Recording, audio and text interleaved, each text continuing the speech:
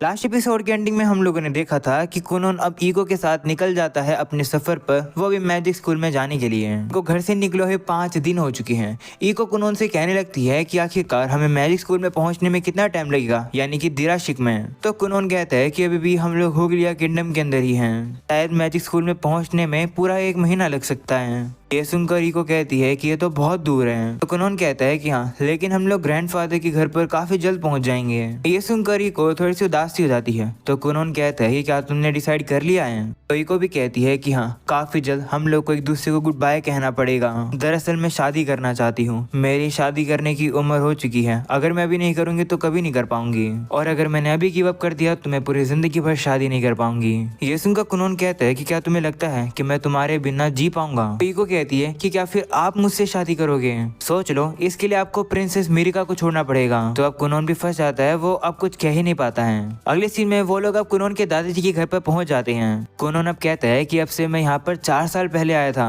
पर मुझे ये याद नहीं कि मैं आया क्यों था। तो ईको कहती है कि आप यहाँ पर इसलिए आए थे क्योंकि आपने सुना था कि यहाँ पर एक काफी बड़ी लाइब्रेरी है। आपको लगा कि यहाँ की लाइब्रेरी के अंदर मैजिक से रिलेटेड किताबें होंगी, इसलिए आप जबरदस्ती अपनी पूरी फैमिली को यहाँ लेकर आ गए थे। हमें अब 4 साल पहले का ही सीन दिखाया जाता है, जहाँ पर कुनोन काफी जिद करता है। वो अपने पेरेंट्स से कहता है कि अगर आप मुझे मेरे ग्रैंडपा के पास नहीं लेकर जाओगे तो मैं डांस करना बंद नहीं करूंगा। तब उसके पेरेंट्स को भी उसकी बात माननी पड़ती है। सीन वापस से प्रेजेंट का आता है। ईको अब कुनोन से कहती है कि उस समय आप हर चीज करते थे मैजिक को सीखने के लिए। तो कुनोन भी कहता है कि हाँ, तुम सही कह रही हो। इसके बाद अब वहाँ पर कुनोन के दादाजी आ जाते हैं और अब वो जाकर एक दूसरे को गले लगा लेते हैं। दादाजी काफी खुश है कुनोन को देखकर। वो कहते हैं कि मैंने तुम्हें काफी मिस किया। वहीं पर अब कुनोन अपनी आंखों का यूज करके अब अपने दादाजी को पहली बार दिखता है, पर अब उसे दिखता है कि उसके दादाजी के तो सींग है। ये देखकर कुनोन कहता है कि वाह क्या बात है, मदर एक हीरो है और ग्रैंडफादर एक डीमन लॉर्ड है। दादाजी पूछते हैं कि क्या तुम्हारी मदर ठीक है? तो कुनोन कहता है कि हाँ, वो इतनी ठीक है कि वो आपको आराम से हरा सकती है। ये सुनकर दादाजी कहते हैं कि तुम्हारे जोक्स हमेशा खत्म नहीं होते हैं ना।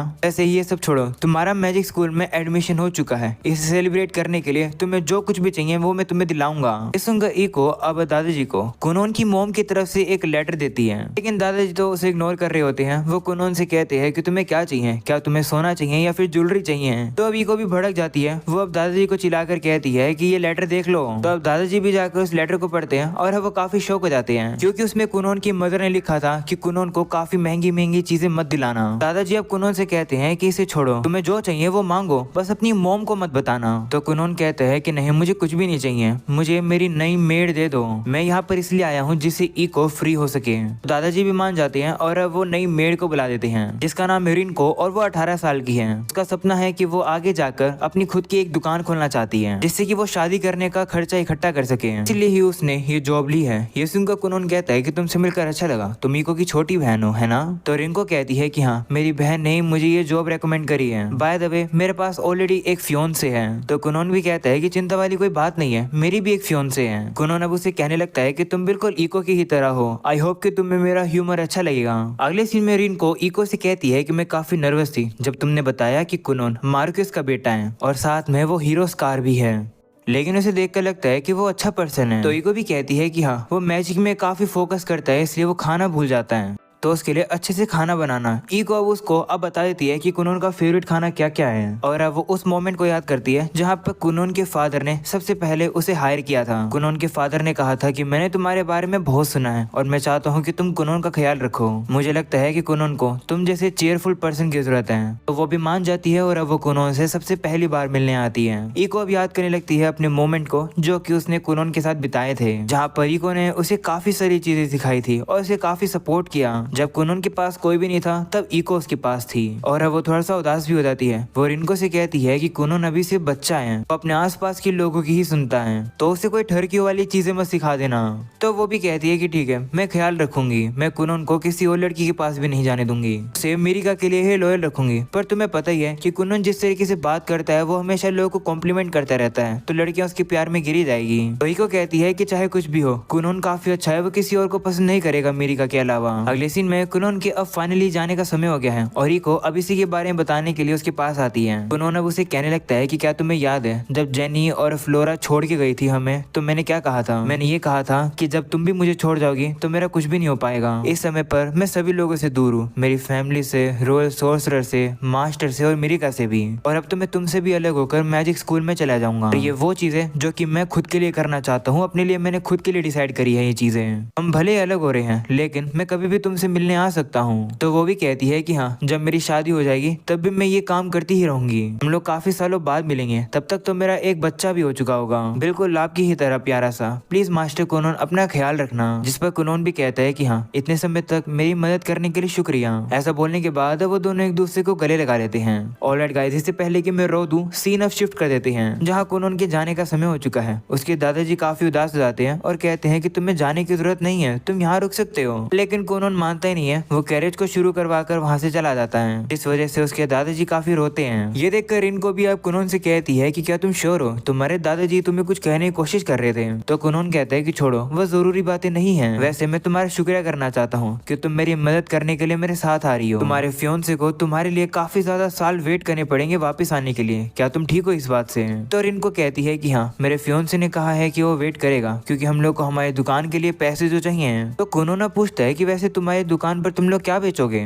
तो वो कहती है कि मैंने एक रेस्टोरेंट खोलने की सोची है। तो कुनोन भी कहता है कि अच्छी बात है। इसके बाद वो लोग अब चल पड़ते हैं। कुनोन मन में कहता है कि मेरी नई जिंदगी अब शुरू हो रही है, सारी चीजों की शुरुआत अब नई हो रही है, मैं नए लोगों से मिलूंगा, ये फीलिंग इतनी भी बुरी नहीं है। अगले सीन में फाइनली अब वो यहाँ पर इस नए किंगडम में पहुंच जाते हैं और यहाँ पर नई नई मैजिक स्टोर्स देखकर वो काफी हैरान हो जाते हैं। यहाँ कुनोन को अब एक मैजिक बुक से रिलेटेड दुकान मिलती है जिसके लिए वो काफी एक्साइटेड हो जाता है और दुकान के अंदर आ जाता है। लेकिन कुनोन देखता है कि वो यहाँ की किताबों को नहीं खरीद सकता है क्योंकि इनका रेट तो कुछ ज्यादा ही हाई है। उसे देखकर इनको हैरान हो जाती है और कहती है कि इतने पैसों में तो मैं और मेरा फियोंसे एक दुकान खोल सकता है और उसकी ब्रांच भी। तब यहाँ की शॉप ओनर आ जाती है। वो कुनोन से कहती है कि क्या तुम सोर्सरर हो और क्या तुम मैजिक स्कूल के एक स्टूडेंट हो? तो कुनोन भी कहता है कि हाँ। जिस पर अब वो लड़की पूछती है कि क्या तुम मैजिक यूज कर सकते हो? अगर कर सकते हो तो करके दिखाओ। तो कुनोन भी अब और यूज करके अब एक छोटी सी बिल्ली तैयार कर देता है जो कि अब उसे काफी प्यारी लगती है। वहीं पर अब कुनोन कहता है कि वैसे क्या तुम भी एक सोर्सरर हो? तो वो कहती है कि नहीं, मुझे बस मैजिक पसंद है और मैं मैजिक से रिलेटेड ही फील्ड में काम करना चाहती थी। वैसे मैं तुम्हें गुड लक देना चाहती हूँ मैजिक स्कूल के लिए, तुम्हें वहाँ पर दिक्कतें भी हो सकती है। तो कुनोन पूछता है कि लेकिन क्यों? तो वो बताती है कि इस साल होली किंगडम की सेंट भी एडमिशन ले रही है। पिछले साल मैजिक स्कूल के अंदर इन्फर्नो प्रिंस आया था और लाइटनिंग बोल्ट आया था नए किंगडम का, और अब तुम उन्हें ज्वाइन करने वाले हो तो तुम भी फेमस होने वाले हो। ऐसा बोलकर वो कुनोन से कहती है कि वैसे मेरे पास एक सेकंड हैंड किताब है, वो भी एक पावरफुल सोर्सरर जियोन की, क्या तुम इसे खरीदोगे? मैं तुम्हें डिस्काउंट भी दूंगी। तो कुनोन कहता है कि नहीं, रहने दो। ऐसा बोलकर वो दुकान से बाहर आ जाता है। रिनको उसे कहने लगती है कि आपको वो जो जियोन की जो किताब थी वो काफी अच्छे दाम में मिल रही थी, तो आपने ली क्यों नहीं? तो कुनोन कहता है कि क्योंकि उसके अंदर जो कुछ भी है मुझे ऑलरेडी पता है क्योंकि मैंने उसकी कॉपी बनाई थी। ये सुनकर रिनको भी हैरान हो जाती है। अगले सीन में कुनोन अब एक कपड़े की दुकान पर आकर अलग अलग कपड़ों के टेक्सचर को टच करके उनके टेक्सचर को सीख रहा होता है, जो देखकर दुकानदार भी गुस्से में आ जाता है। वो सोचता है कि आखिर ये लड़का क्या कर रहा है। वो उसे कहता है कि इस तरीके से सामान को छूना बंद करो। तो कुनोन कहता है कि माफ करना, मैं बस इसके टेक्सचर को मेमोराइज कर रहा हूँ। वैसे ये कौन सा फर है? तो दुकानदार बताता है कि ये डार्क फॉक्स का फर है और ये काफी रेयर है, तो प्लीज इसे टच मत करो। लेकिन अब कुनोन को तो इस टेक्सचर के बारे में पता चल चुका है और अब वो और यूज करके डार्क फॉक्स बना देता है। वो फॉक्स भी अब दुकानदार को काफी प्यारी लगती है। कुनोन अब कहता है कि माफ करना, इन कपड़ों को छूने से पहले मुझे तुम्हारी परमिशन लेनी चाहिए थी। तो दुकानदार कहता है कि कोई बात नहीं, क्या इसका मतलब है कि तुम मैजिक का यूज करके जानवर बना सकते हो? तो कुनोन कहता है कि हाँ। तो दुकानदार कहता है कि अगर तुम्हें किसी भी चीज का टेक्सचर पता हो तो क्या तुम उसे बना सकते हो? तो वो कहता है कि हाँ, लेकिन मैं सिर्फ शेप और टेक्सचर ही बना सकता हूँ। दुकानदार अब कहता है कि क्या तुम फिर एक लड़की बना दोगे? ये सुनकर इनको गुस्से में आ जाती है। उसे कहती है कि आखिर तुम एक बच्चे को ये क्या करने के लिए कह रहे हो? तो वो दुकानदार भी डर जाता है। वहीं कुनोन अब कहता है कि इंसान को बनाना काफी कॉम्प्लिकेटेड है, तो मैं नहीं बना सकता हूँ। वैसे भी जब भी मैं इंसान को बनाता हूँ तो मुझे डांट सुनने को मिलती है। हेरिन को अब कुनोन को लेकर चली जाती है और कहती है कि ये तो दुकानदारी ठरकी है। तब दुकानदार कहता है कि माफ कर दो, मुझे बस एक लड़की पर क्रश है, तो मैं चाहता था उसे दोबारा देखना। पर अब वो लोग तो उसकी बात मानते नहीं और वो सीधा वहाँ से चले जाते हैं। उनके जाने के बाद हम लोग अब देखते हैं कि उस दुकान पे वही सेंट आती है अपने दोस्तों के साथ। वो दुकानदार से कहती है कि मैंने सुना कि तुम्हारे पास एक रेयर स्कार्फ है जो कि डार्क फॉक्स से बना है, मैं उसे देखना चाहती हूँ। तभी वो लोग अब कुनोन के द्वारा बनाए हुए डार्क फॉक्स को देख लेते हैं और कहते हैं कि ये यहाँ क्या कर रहा है, इसे तो इंसान पसंद नहीं है। तो सेंट बताती है कि ये फॉक्स नहीं है बल्कि ये एक स्पेल है। ऐसे बोलकर अब वो उस फॉक्स को टच करती है और अब वो फॉक्स पानी में बदल जाती है, जो देखकर वो लोग अब हैरान हो जाते हैं और कहते हैं कि ये फॉक्स तो वाटर एट्रीब्यूट की मैजिक से बनी हुई थी। वो अब दुकानदार की पैंट पर ही देखने लगते हैं कि आखिर ये स्पेल किस चीज से बनी थी। वहीं सेंट भी अब सोचने लगती है कि इस स्पेल के बारे में तो मुझे भी नहीं पता था। अगले सीन में हम लोग अब देखते हैं कि कोनोन अब ट्रेवल करके फाइनली दिराशिक में पहुंच जाता है। कोनोन अब फाइनली खुश है क्योंकि अब उसके सामने मैजिक स्कूल है।